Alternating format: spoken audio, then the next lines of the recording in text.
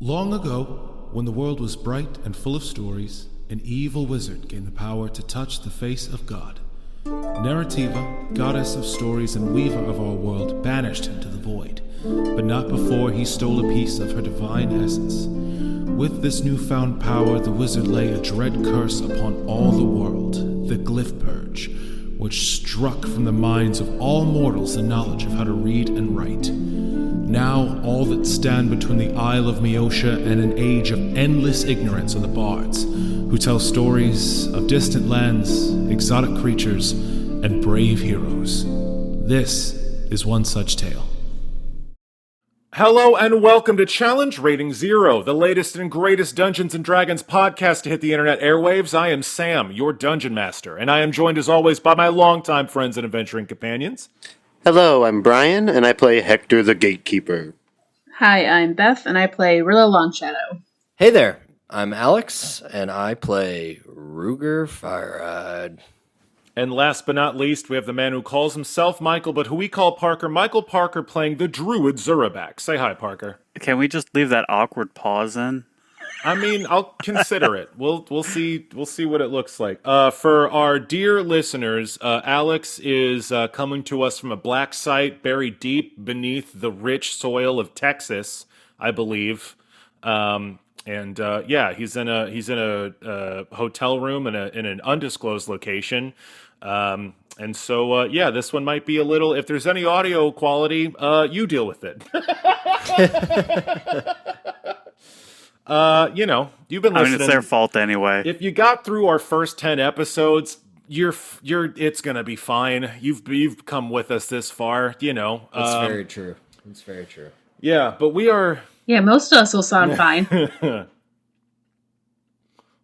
Yeah, that's more than we had in the first couple eps. But we are in the middle of some shit. So without further ado, when last we left our heroes, Hektor, Rilla, Zurabak, and the lawman Ruger Fireeyed were in Giant's Rest, the homeland of the Gatekeeper clan, the place where Hektor the Gatekeeper was born and raised, and they are in the middle of a fight for their very lives. While in town to collect another piece of the puzzle they need to cast the spell that must be cast in order to end the Glyph Purge and fix the world, our heroes were attacked by their old nemesis, Varix, the Hand of the Void.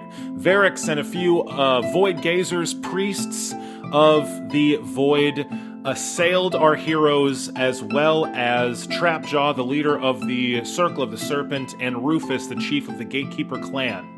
While Rilla was far away from the rest of our party, being driven off by the insensitive comments of the person she thought was her dearest friend, our heroes bravely fought against this incredibly powerful and skilled enemy who has been sort of just roughing them up pretty fucking bad. While Hektor and Ruger have been trying to kill off these priests and pursue Varix, a couple of holes in the very fabric of reality, some void shards, were created just outside the Chief's Keep in Giant's Rest.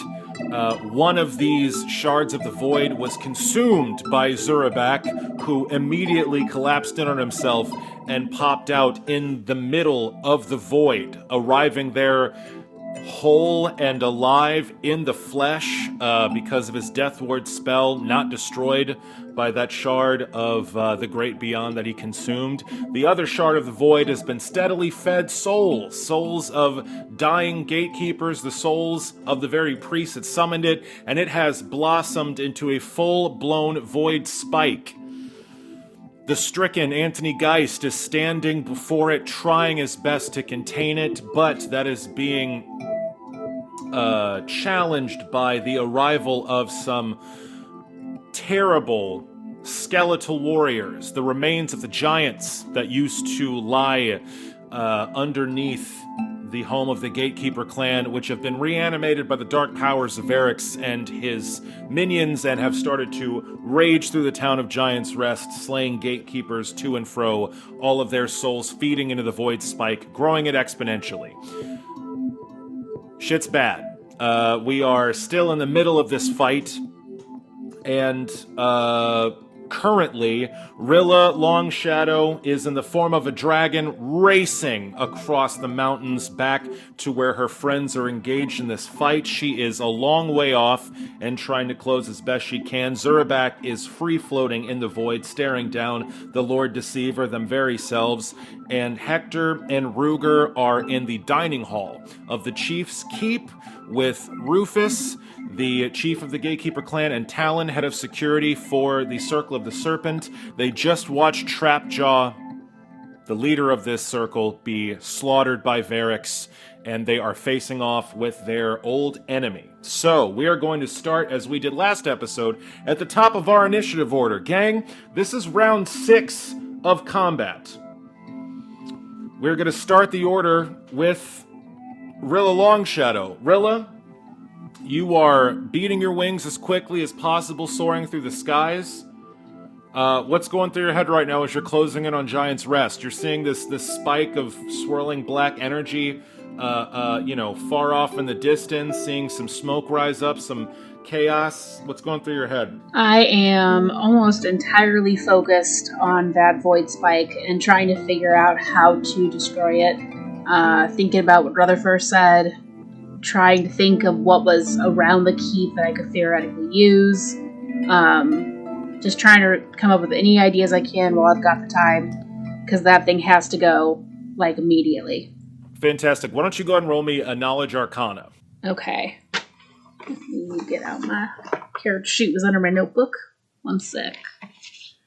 I am playing upstairs now, so I have to use the Google. Okay, here we go. Ooh, 25. Damn. All right. You are focused on this void spike. It is a mote of blackness on the horizon that you are steadily speeding toward as your leathery wings beat against the chill mountain air, propelling you ever forward. And you think to all of the void spikes that you and your companions have encountered in the past, and you know that as far as your experience, the only way to destroy one of these things is to essentially smother it.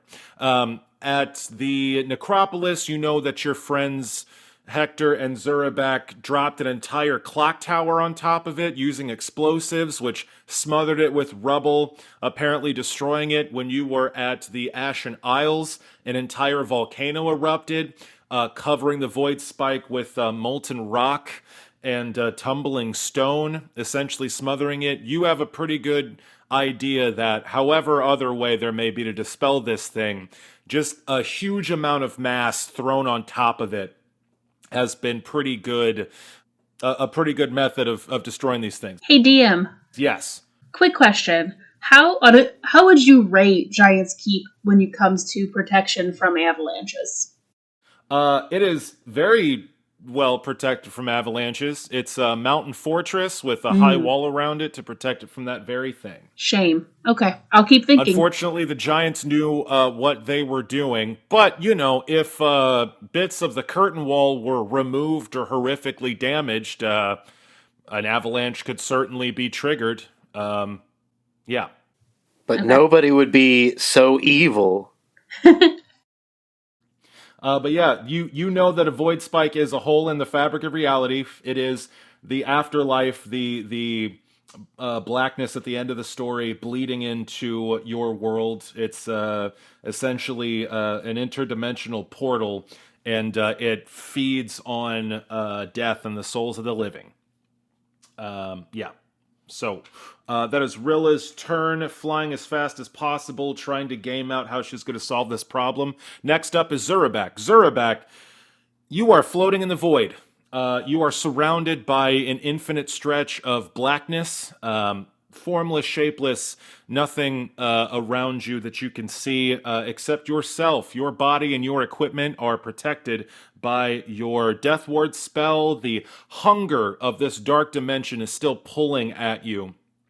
You can feel its voracious dark energies ripping at your being, even as your spell keeps you hale and whole. And just a bit away from you, a figure has revealed themselves, this jagged face peering out of the darkness with this sharp nose, this crazy cracked smile splitting its face, and these dark eyes like pits, all leering at you over this strand of pure, shining light. It is your turn. What would you like to do?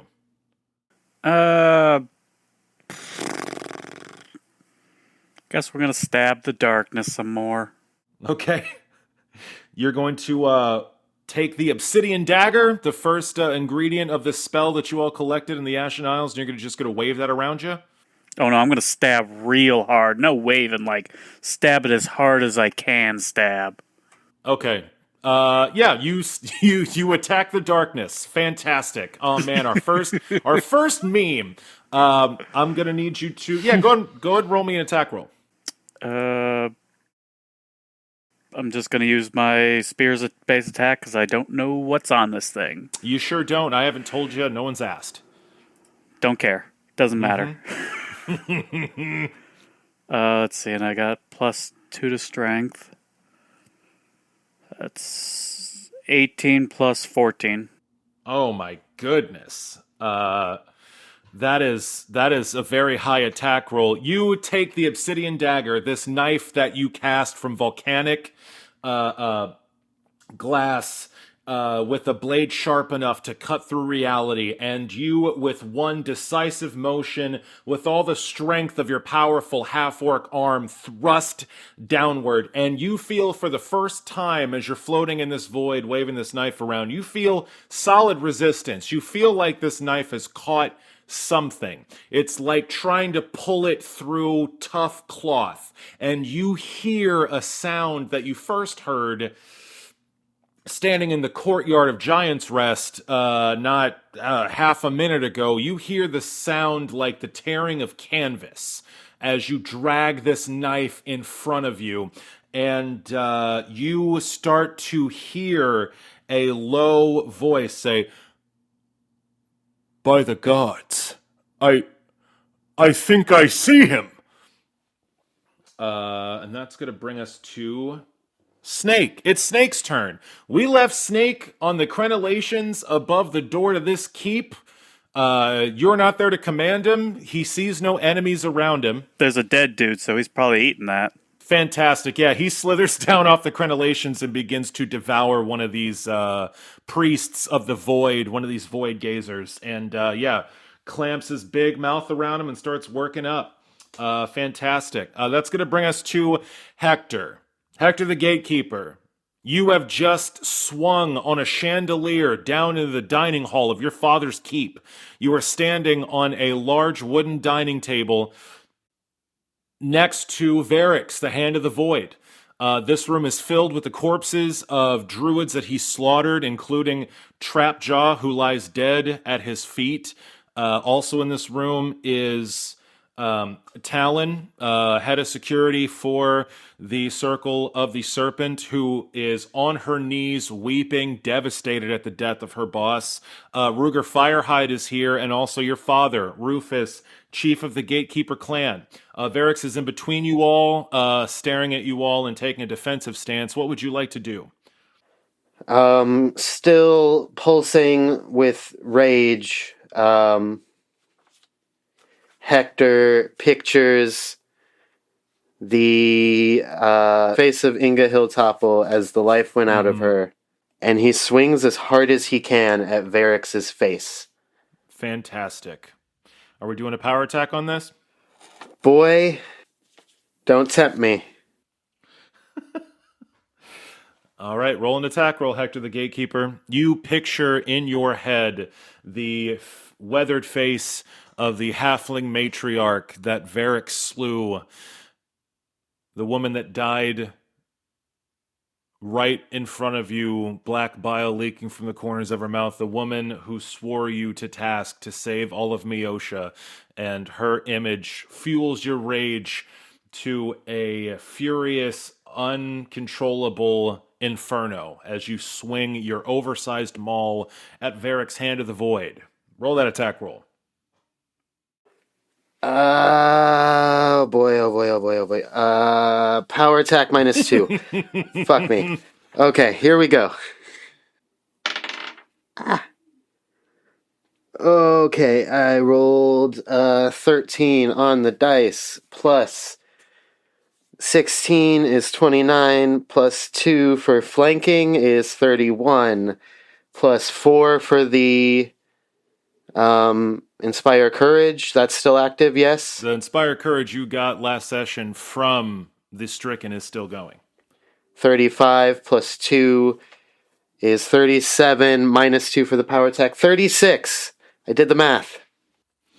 That, my friend, is a hit. Your maul lands a blow against Varric's Hand of the Void. He raises his arms and twists his body to try to lessen the impact, but you crash right through all of his skill and martial training and strike true. Roll damage.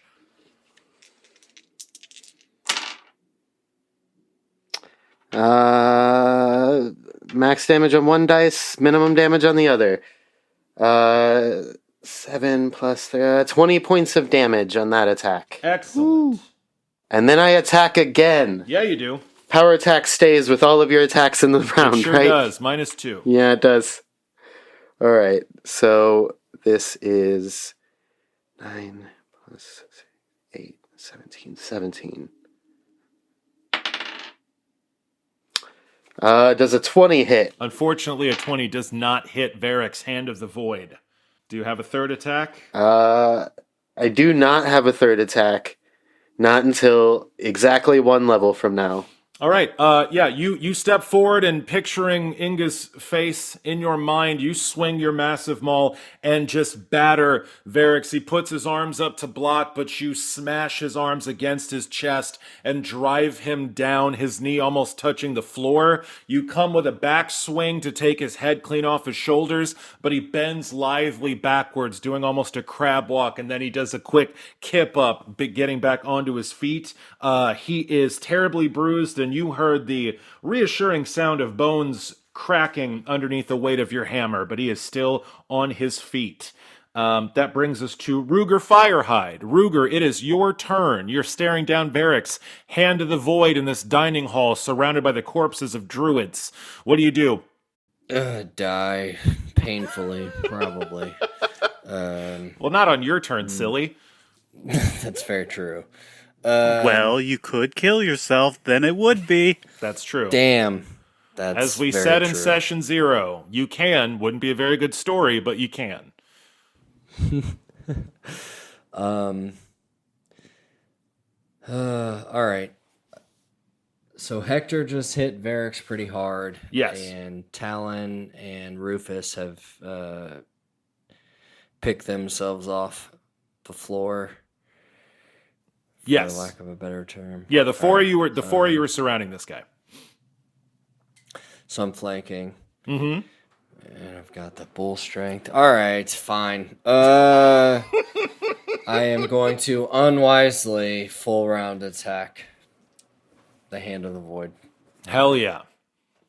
You hoist your flaming battle axe and your spiked shield and throw yourself at Varrix with wanton abandon, slashing and bashing as best you can. Let's roll some attack rolls. All right, first one is a 36. That is a hit. Okay. 14 points of regular damage and 3 points of fire damage. Excellent. Yeah, solid blow. You give him a nice slash against the back of his leg as he's staring down Hector. Roll again. And then I rolled a critical 20. Oh, for fantastic. my second attack. Let's see if we can confirm it. Kill him. This is going to be a tough one to confirm, but I'm going to give it a shot. Well, that's pretty good. Okay. 3.5 means lots of math. Lots of math, especially with all these Inspire Courage, Bull Strength. He's a favorite enemy, which only applies to damage. But all right, does a 32 confirm? Unfortunately, a 32 does not quite confirm, but you do land a solid blow nonetheless. Not a critical. Did you add the flanking? Yes, I did add the flanking. Yikes. Not very good on the damage roll. Okay. So 13 regular points of damage and a maximum 6 points of fire damage. Nice. For that one. A devastating blow. You slash his other thigh, just getting 2 quick slashes against his the backs of his legs here, slicing him open and burning him. He screams out in pain from the side of his mouth where the stitching has been cut loose, but he is still on his feet. I missed with my third attack. Okay. We're going to go ahead and hit him real hard with my shield, though. So hard. 33 to hit. So fucking close. Your shield passes within an inch of his temple. You, Damn. hit the tip of his ear as he just barely throws himself to the side to dodge your blow. And I firmly miss on my 5th and final attack. So 2 out of 5. Yeah, he's got eyes. Excellent. He's got eyes on you now as you come in for that last one, and he dodges out of the way. But he is definitely being pressed. He is bloodied. He is seriously wounded, but he looks like he's still got some fight left in him for sure. Nicely done, you two. That brings us to the Stricken's turn outside. Anthony Geist the Stricken is standing, arms outstretched to this void spike. There has been a barricade erected around it by the gatekeeper still surging through this courtyard.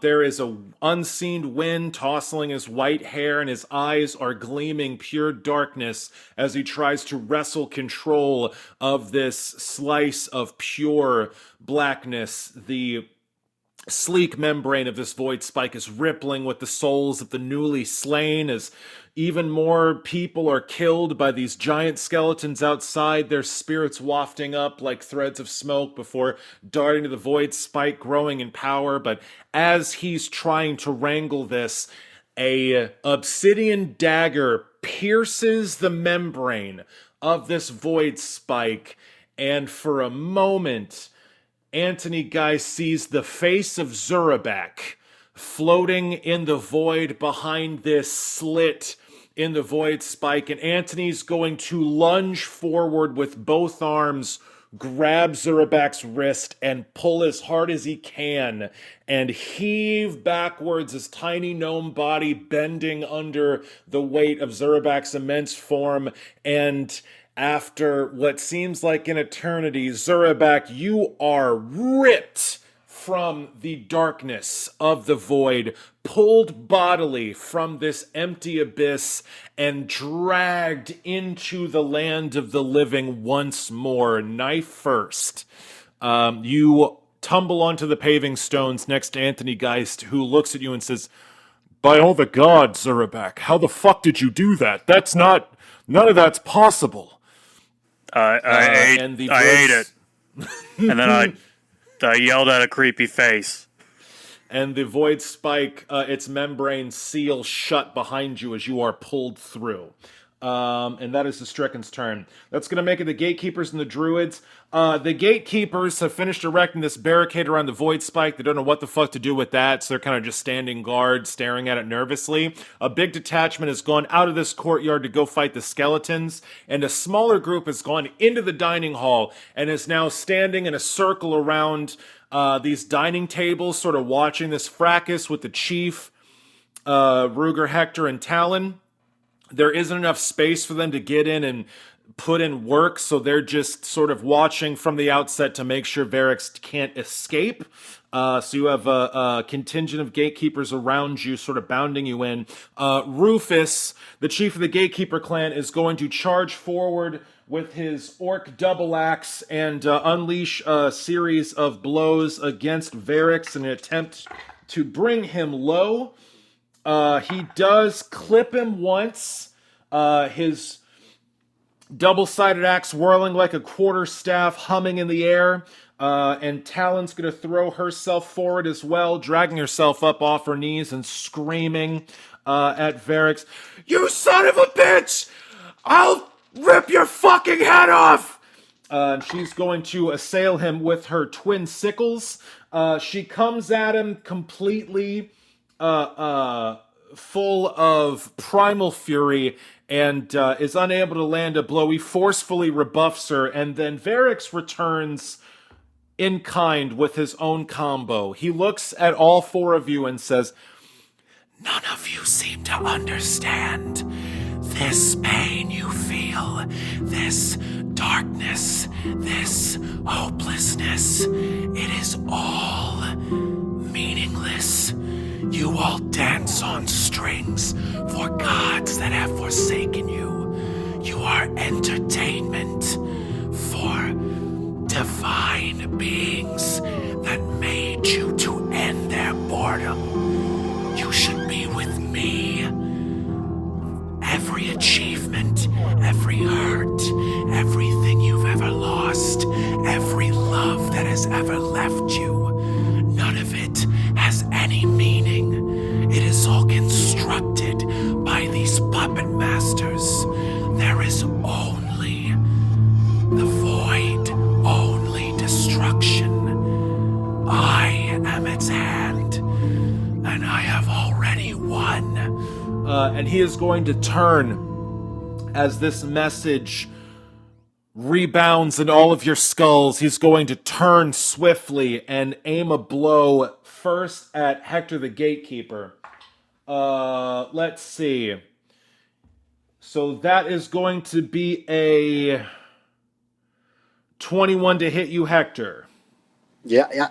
Okay, I need you to roll me a will save as Varix's open palm hits you solidly in your sternum. He hits you right in the center of your torso with this forceful blow, and you feel your ribs bending under this strike. 29. Okay. Nicely done. You feel for a moment your entire nervous system being like assailed. Like for a minute you're light on your feet.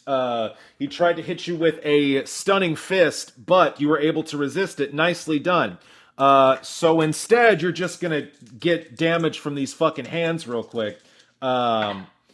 You are going to take 16 points of damage from this first attack. He is going... What's up? Oh, I'm just grunting at Oh, that okay. significant amount of damage. My apologies. Yeah, no, you're fine. He's going to turn on Talon next, flitting like a whirlwind, striking in all directions. Yeah, he's going to hit her. So he does this open palm strike to Hektor's chest. As Hektor stands strong, he seems almost like worried for a second, but he quickly recovers himself, spins and does a snap kick towards Talon and crumples her. His heel catches her chin and she falls like a rag doll, smacking into one of the tables before flopping onto the floor. He's going to turn quickly and lance out with an elbow at Rufus. Yeah, just clocking him. He hits Rufus right in the nose with his elbow, and Rufus's knees give out, and he slumps down bonelessly, just completely out. I deboned him. Yeah. He's going to spin towards Ruger and throw a chop at your neck. Yeah, that's a 20. No, sorry, that's a 32 to hit your Ruger. Yeah, that's a hit. And that's going to be a... Let's see... 17 points of damage. Ruger is in the dirt. Ouch. Okay, that one drops you. I am down. How many health points you got, bud? -6. Okay. For those of you that don't play 3.5, you are not dead until you're at -10. But now, every round, unless someone stabilizes him, Ruger Fire hides down. So, in one turn, Varix has taken down Talon and Rufus, Chief of the Gatekeepers, and has taken down Ruger Firehide, which leaves him staring down Hektor the gatekeeper, and he is going to eye you, Hektor, and he's going to shift tactics, and he is going to strike out with a blow that seems to be aimed at you at first. But then you realize that he is aiming at your weapon. He is going to try to sunder your maul with this last attack. How many? Let's see. 1, 2, 3, 4. Yeah.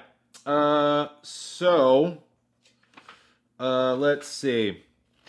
That means we're going to make opposed attack rolls. Brian gets a +4, I believe, because he's a two-handed weapon. That is correct. So, Hektor, roll me an attack roll opposed by Varrix's attack roll. I rolled a 16 on the dice, plus 28 is 44. God damn. Let's see. Yeah, you absolutely beat him.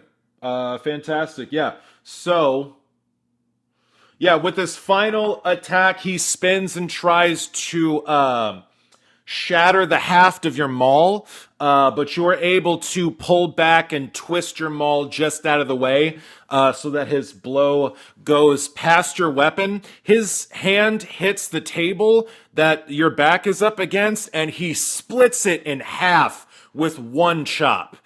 His hand seems to be as hard as iron, and he splits right through this like heavy wooden planks of this table right next to you instead. And that is Varrix's turn. And yeah, that's going to bring us back to the top of the order with Rilla Longshadow. Rilla, you turned off your communicator, right? Yeah. Okay. Your animal companion, Rutherford, who is clinging desperately to your draconic scales as you fly through the air, is going to say, Mistress, we're going to need to be prepared for the worst. If Varrix is assaulting your companions, they may not survive it. If they all fall, are you still going to pursue this quest? Will you struggle forward in their stead? Rutherford, what a stupid question. Like, seriously, dude. I raised you better than this. Of course I will. It's the only way we have to theoretically make this world better. So yes. I did not mean to question your resolve, mistress. Of course it is the proper thing to do, but a loss this catastrophic will set us back quite a bit.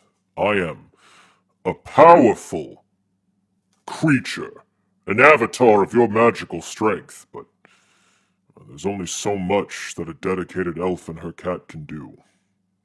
But forgive me, I'm sure Protos can find some more companions. He's a god after all, right? We can't be the only people with power on the entire planet. So we'll just have to make new not friends to spend time with until we fix this and then never talk to them again. Sounds kind of like a win at this point, honestly. And if Protos cannot find them, perhaps the stricken can. Ugh. Yeah, but do we want those? A good question. all right. And that's going to bring us back to Zurabak. Zurabak, you're back in Giant's Rest. You are laying on your back on the cobbles in the courtyard. It's chaos around you. There's a bunch of gatekeepers running around. You see off in the distance past the gate, there are 3 skeletons, about 15 foot tall without heads, just laying about themselves. The morning stars just slaughtering villagers and gatekeeper warriors alike. The doors to the keep behind you are open, and there is just blood and death in there. Well, looks like my work here is done. You got anything? You got Hektor fighting Varix in the keep. You got skeletons killing motherfuckers. Oh, we can actually see that? Oh yeah, the doors to the keep are open. You can see inside there. It's just terrible. I just didn't want the listeners to go through me describing all that again. But you see Talon and Trapjaw fucking out. You see Trapjaw in his like in a form you've never seen him before. Yeah, you wouldn't even know that's Trapjaw. You've never seen him like that. There's just druid corpses everywhere. Talon's on her ass, and Hektor's fighting Varix. Yep. Guess we're going over there, Steak. Snake. Oh, you're still eating that guy? I guess we could wait. They seem fine. What do you do on your turn? I head into the stupid place. Cool. Let's see. You're about they're 50 feet in. I'd say you're like 70 feet away from them. I've got a standard action again. Let's use aspect of nature. Sweet. Since we are at least 11th level, I can use 3 aspects at once. Excellent. What are you going to use? We'll do endurance. Give me +4 constitution. No.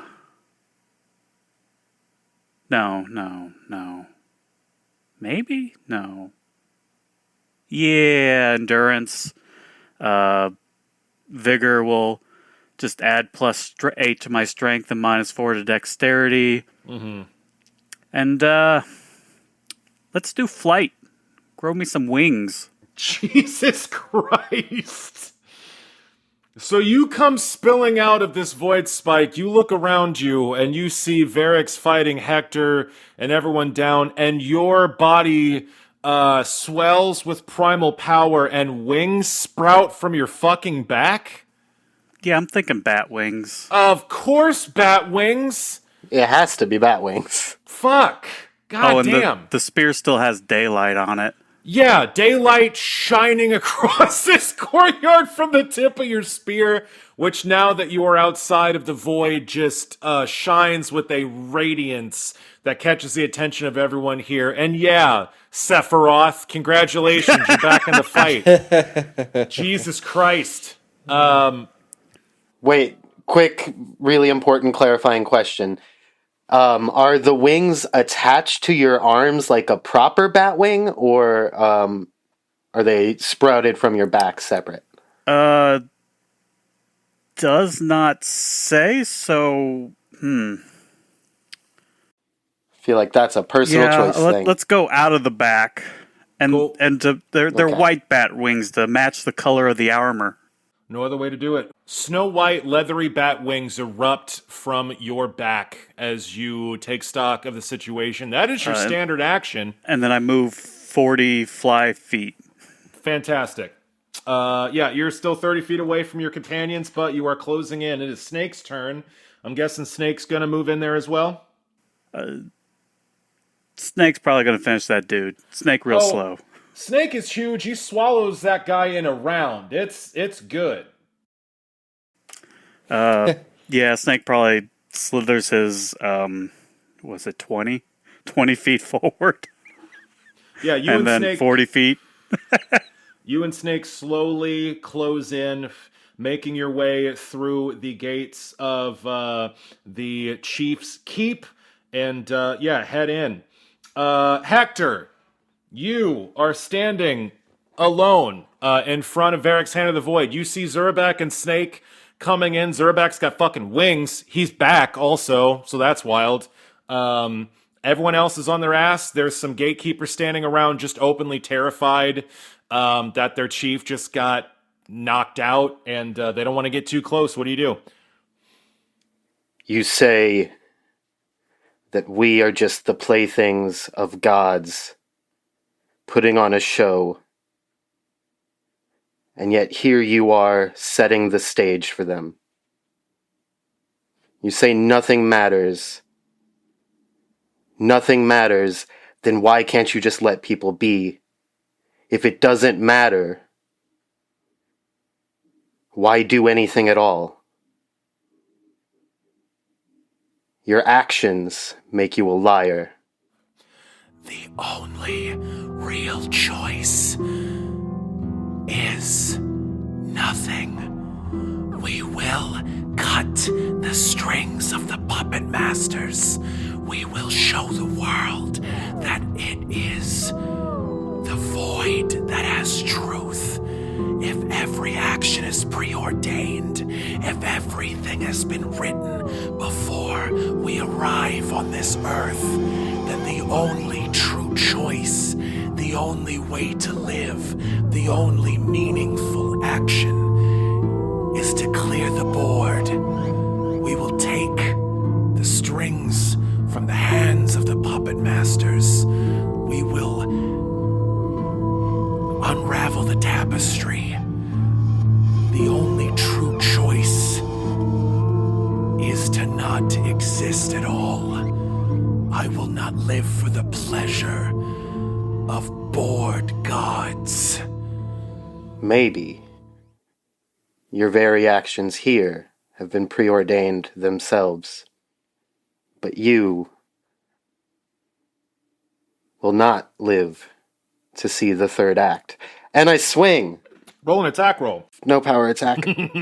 Oh, I've lost the flank Yep. because nobody's up, right? So, okay. 14 plus 22. 36. That is a hit. Roll damage. 9 plus 9 is 18 points of damage. Excellent. And I take my second swing. No. All right, your first mighty attack with your oversized maul clips him on the thigh. You hear another satisfying crunch of bone as he tries to turn with the blow, but he staggers on his feet. Your second swing goes a little wide as he dances just out of your reach. Ruger is down. Ruger, I need you to roll me a percentage die to see if you're going to stabilize. Well, I got a 13 on the percentage die. Okay, yeah. So you have a 10% chance to stabilize every turn by yourself. You got 13. You're just outside the margin. So you're gonna take 1 more point of damage, my friend. -7. Yeah. When we get to -10, that is all she wrote. Ruger Firehide, you are bleeding out on the floor of the dining hall. You are floating in blackness, unconscious. Held together by scotch tape. What do you think Ruger is seeing right now as his life is draining out of him? Is anything playing before Ruger's eyes? Man, that's a great question that I was wholly unprepared for. Gut reaction. Save it for as the dice turns. Yeah, I'm gonna go with, in classic Ruger fashion, I am gonna go with he is very likely seeing glimpses, fleeting images of a time from his past when he was still married to Shira and was raising Navi.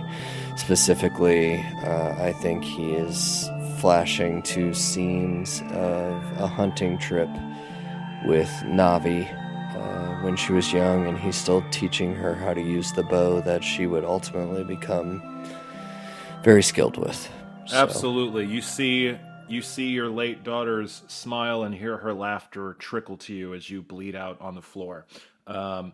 That makes it the Stricken's turn, and he is screaming now, loud enough that you all can hear, trying to hold this void spike back, and no one can see him, but the camera pans to Anthony Geist, and he walks forward and plunges both of his hands just into the membrane of the void spike, breaching the sleek black skin of it, and he just screams, head pointed to the heavens, a deep bellow that echoes out across this courtyard as he tries to wrestle with these primal forces.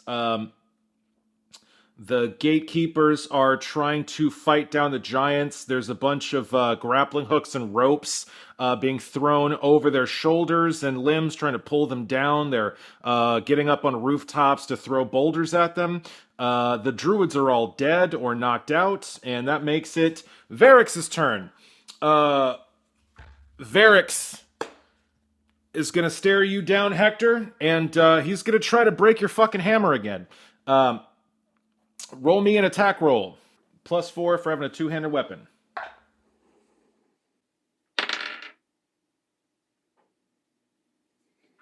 That is a 15 on the dice plus 26 is 41. Excellent.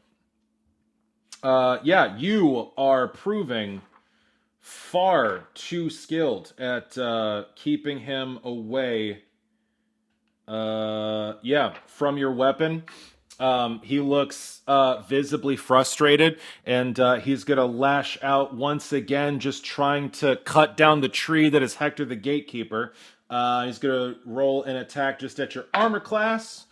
Let's see. So that's 22 to hit on a second attack. Yeah. That is going to be... let's see...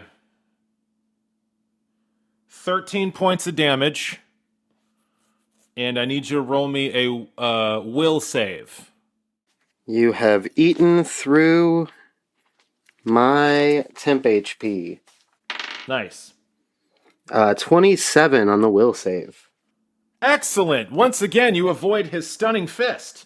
So he's just going to come in with... He is starting to like growl in frustration at his inability to use his more advanced techniques. And so he's just going to try to chop you down like a fucking tree. His third attack is coming in at a 23. And that's going to be 9 points of damage. He's going to come in with a fourth attack.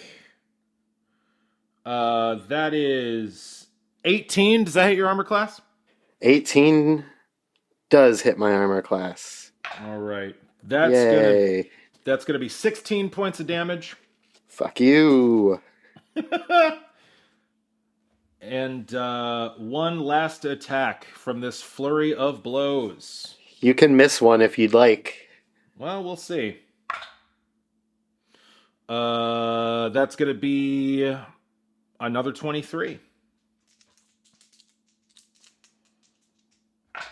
And that is going to be 19 points of damage from this last attack. Ugh. And after this flurry of blows, he's going to take a 5-foot step away from you and stand directly over the body of your father, who is also bleeding out on the floor. He says, "I may not survive this day, Gatekeeper, but I will take from you everything I can." And that brings us back up to Rilla. Rilla Longshadow. You are zooming right along, and you are starting to get on the very outskirts of the city. These fortresses are large, sweeping settlements, built up on a giant scale, and you're starting to get to the you pass by the very outer wall of this fortress city of Giant's Rest, and you are closing in on this void spike, and rampaging across your path like 80 feet from you is one of these giants, which is just sort of lumbered right into your path as you're zooming forward. Are you going to... this is like at the start of your turn. Do you maneuver around it, or do you just barrel straight through? What do you do? How far away is the void spike? That's still like 200 feet away from you. Is this giant barehanded? It has a very large morning star in its hands, and it is like laying about, like sweeping 2 or 3 gatekeepers off their feet with every blow, just mashing them like pulp. Okay, so it would not. I was gonna try and like entice it to chase me. Sure. I think it'd be cool to try and get it to swing at the void spike. Okay, yeah. But I don't know how well that will work if it's already distracted in a fight. Nor I know what those rolls If would you be. want to, if you hit this thing once, you're a big dragon. If you want to tag this thing, Well, I am a very young dragon of the small size, actually, because I'm a copper dragon right now. So Oh, you're still small probably bigger than sized? those meat barbarians. yeah. I did not have enough hit dice to go up to young even. So I am little. Oh, okay. Well, and yeah, I mean, if My fly speed is 100 feet average. this thing is like killing civilians that aren't really fighting it back. So if you tag this thing, you'll definitely get its attention. Okay. If that's what you want to do. It's slow. I'm small. The chances of it hitting me as I run away is pretty slim, right? Like big things are not great at hitting tiny things. You have a very good movement speed. Yeah. Okay. Yeah. I'm just gonna do. Well, I mean, I'm just gonna do the normal attack, which is a bite. I guess I'm gonna try and bite it and then fly away. Okay. So yeah, you swoop forward as you are on your just insane mad dash, flapping as hard as you can, zooming into Giant's Rest on your leathery wings. And yeah, if you want to throw a bite at this thing, go ahead. I rolled a 14, so that's a 25 to attack. That is absolutely a hit. Okay. Nicely done. Cool. And that is 6 points of damage. Excellent. So you zoom in, coming in like a fucking comet, like a small shooting star, every muscle in your shoulders working your wings as hard as they can, and you streak in and lash out at this skeleton with your draconic jaws, tearing off a little spur of bone as you do. You notice, first off, this thing doesn't have a fucking head. Its skull is gone, but you take out a chunk of its shoulder, and it definitely seems to register that. And as you zoom past, it straightens up, hoists its morning star, and lumbers after you. Nicely done. All right, that is Rilla's turn, closing in on their destination, and that is going to make it Zurabak's turn. Zurabak, you got wings. Sure do. You're closing in. You can get there this turn, no problem, to where the fracas is. You see Ruger Firehide's bleeding out on the floor, Talon's bleeding out, and Varix is standing over Rufus, chief of the Gatekeeper clan, and Hektor squaring off with them. What do you do? I'm gonna stab him. Fantastic. Roll an attack roll. Oh, let's see. Sorry, I gotta do math now. I should have done this beforehand, but I wasn't thinking. Well, I was thinking Jolly Ranchers sound pretty good right now. They always do, Parker. They always do. That's the secret of Jolly Ranchers. They don't want you to know. They always sound good. This podcast sponsored by Jolly Rancher. It is not. Legally, it is not sponsored by Jolly Ranchers, and we have no affiliation with Jolly Ranchers or their parent company. So it's sponsored by Lemon Jolly Ranchers because they don't exist anymore, right? Oh, fuck. I would eat an entire bag of Lemon Jolly Ranchers until my fucking Wait, they got rid of teeth Lemon fell Jolly out. Ranchers? I'm pretty sure they did, yeah. Until my teeth fell out, I would eat Lemon Jolly Ranchers. They're so Fuck, good. They're so good. This podcast sponsored by Lemon Jolly Ranchers. Legally not sponsored by them. Am I able to get in a flanking position? Sure, fuck it. Does a 36 hit? A 36 does in fact hit Varric's Hand of the Void. Roll damage. Oop, that's a D6. I need a D8. Oh, more math. It's 6 plus 16. Excellent. Ooh, a nice hit. Yeah, you come in out of nowhere. Varix does not see you coming at all. I don't think anyone sees you coming as you swoop in on leathery bat wings with your daylight shining spear thrust forward, the obsidian point ripping through Varix. You stab a hole into his side, just furiously propelled by your wings, all momentum, and you crash into the back of him, stabbing him deep in his side before ripping your spear free. Like light shines in his torso for a moment as the spear enters him.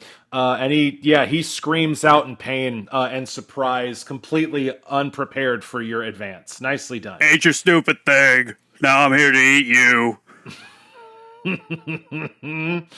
That makes it Snake's turn. Is Snake fast enough to get here?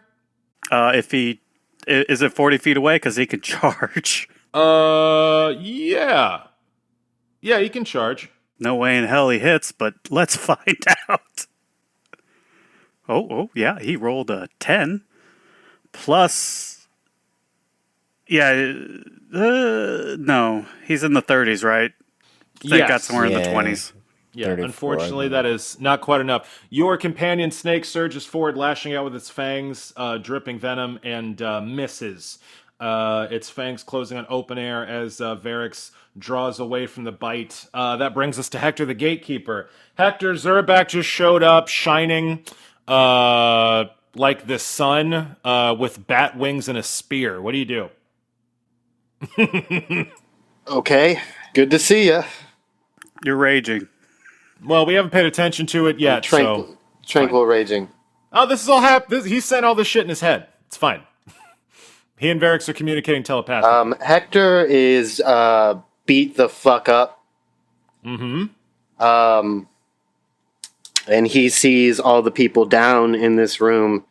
And he sees Varix standing over his father. And he's got nothing else to give. And so he is going to close that 5-foot gap for a full round attack. Am I flanking with Zurabak? Is that Sure, yeah. what we established with him last time? Power attack -2. Let's go. Excellent. Roll that attack roll. 41 on the first attack. That sure is a hit, bud.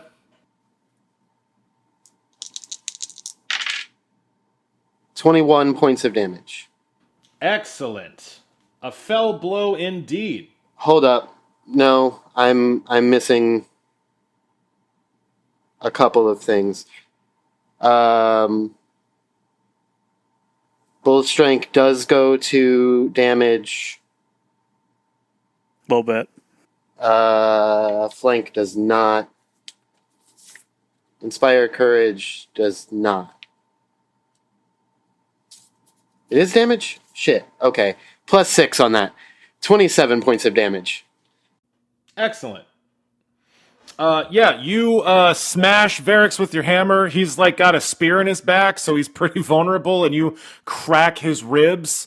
He flexes his abs and the muscles in his chest to absorb some of the blow. But yeah, you definitely fuck him up. He is bleeding from his mouth. He's got giant bruises and welts all over him. He's breathing heavy and limping. He looks super fucked up. Roll your second attack roll. That's a critical. Excellent. Roll to confirm. Okay, yeah. Confirming is going to be hard. It's going to be very hard. I just rolled another critical. That's not possible. Holy shit, Brian, are you fucking serious? Did you just roll 2 20s back to back? I thought it was a 1 at first because this dice, it's like a little weird symbol instead of the number 20, but that is the symbol. It's the symbol, and it is not a 1. Damn! Congratulations, Brian. The statistical anomaly, a confirmed critical with the maul. I believe a maul does 3 times damage on a crit. A maul does do 3 times damage on a crit. Roll that damage. Oh my god. All right, hold on. Let's. So we start with 9 plus 4 for the power attack, plus 6 for the bonuses. Is 19 times 3, 57 plus my dice rolls. Roll them dice.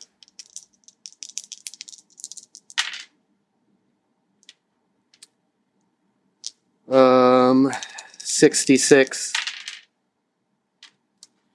70, 74 points of damage.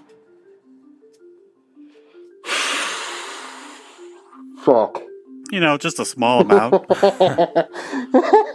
Your first blow smashes him in the ribs, cracking his ribs, and your second blow, you throw your maul down to the ground. You don't fucking need it anymore. You've seen the bodies of your friends broken and beaten around you, your father bleeding out on the floor, Varix is standing in front of you, your nemesis, your villain. You reach back with all of your barbarian strength, your rage, galvanized by the chant of your bard companion, the Stricken, buffed by your druid companion and the bull strength spell. You take your bare hand and reach into Varix's very chest, your fist smashing through his rib cage, shattering his sternum, and your hand grips the beating heart of Varix, Hand of the Void, as he stands pinned between you and Zurabak's spear, and you feel his black heart beat. And then I just bring my face in really close. You fight for nothing. That is why you will always lose. Nothing is all that has meaning. I go to the Void, Gatekeeper. One day you will follow. And I pull his heart out of his chest. With a cry to the heavens, embracing all of your barbarian heritage, you rip the heart of Varix from his chest, your hand dripping blood as Varix's eyes roll in the back of his head and he falls limp to the ground.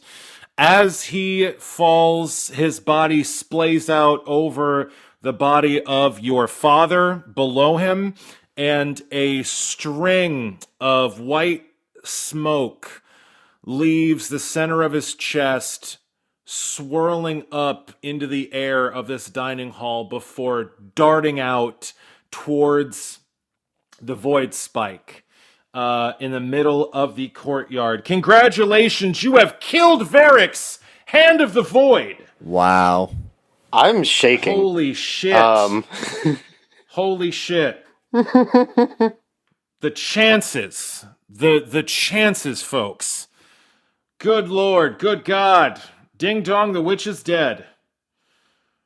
Excellent. Well, the druids, let's see. So that's Hector's turn. Ruger, you're bleeding out. Roll me a percentage die. 10% chance to stabilize. This fight is not yet done. What'd you roll? 11. Oh! Damn. Oh, God. Yeah, you lose one more health point. -8. -8. 2 points away from death. Just two points away from death. Holy shit. That is Ruger's turn. It is the Stricken's turn. He's outside by the Void Spike. As Varix's soul hits this Void Spike, the Stricken, with his hands like deep in it, he's screaming to the heavens, trying to wrestle control, and the spike does shudder and seem to start collapsing in on itself. As soon as Varric's soul hits this Void Spike, it doubles in size instantly.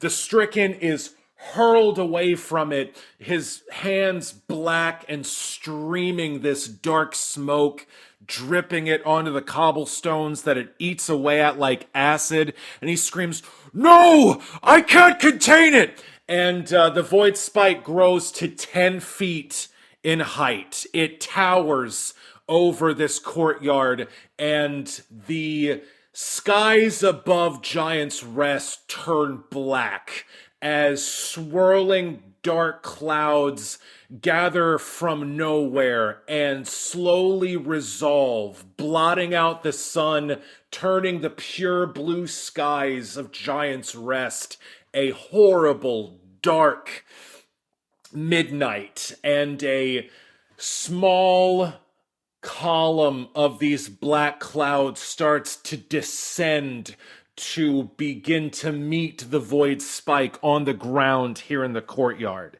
The gatekeepers all swarm over their chieftain, checking on his vitals, and you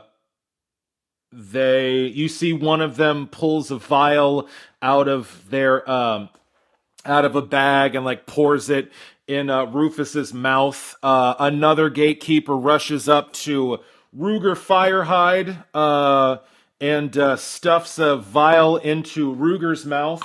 Ruger, you heal 15 health points as a potion of healing is stuffed into your mouth. The laughter and smile of your late daughter slowly recede from your eyes as the horrible weight of the world and the meat that your consciousness is trapped in solidify around you once more.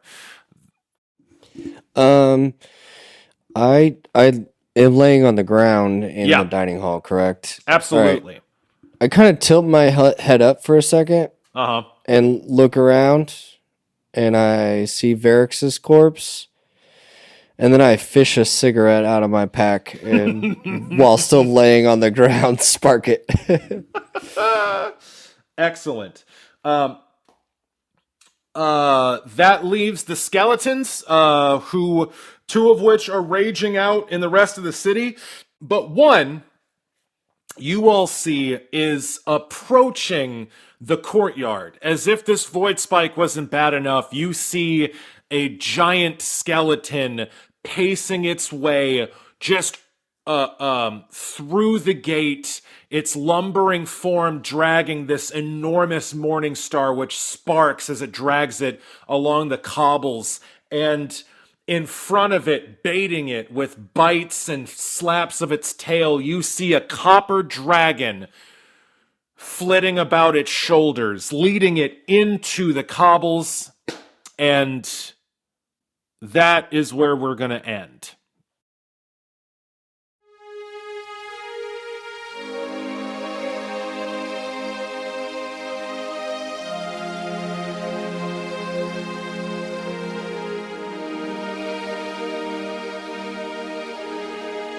Greetings, dear listeners. Once again, you have the honor of hearing me, Anthony Geist, the Stricken.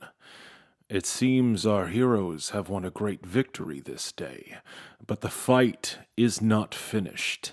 They will have time for questions when all is settled. It is soon now. Very soon.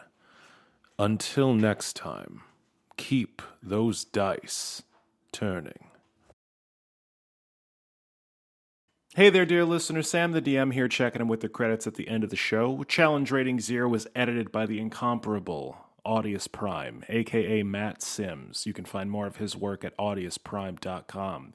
Music for Challenge Rating 0, including our amazing theme song, is provided by the harp wolf Danielle Williams. You can find more of her work at danielletaylorharp.bandcamp.com, including her album Why Are We Surprised When Seasons Change. Additional music for Challenge Rating 0 is provided by Justin Ra. You can find more of his work at justinra.com, including his album Age of the Spirit. If you want to find us on social media, we are on Facebook and Instagram at Challenge Rating 0. We're at Twitter at Challenge_0. And if you'd like to email us here at the show and send in any questions for As the Dice Turn segment, you can send any emails to challengeratingzero@gmail.com. Any questions we receive will be read on air. If you'd like to support the show, we are on Patreon, patreon.com/CR _ZERO. We've got some bonus content on there for you folks if you are interested. And if you can't support us fungibly, we ask only that maybe you take some time to give us a review, recommend us to a friend, all that good stuff. Thank you so much for listening. We're still trying to make the best show we can for you folks, and we're going to keep on keeping on. I hope you all take care of yourselves and each other out there. We'll see you next time.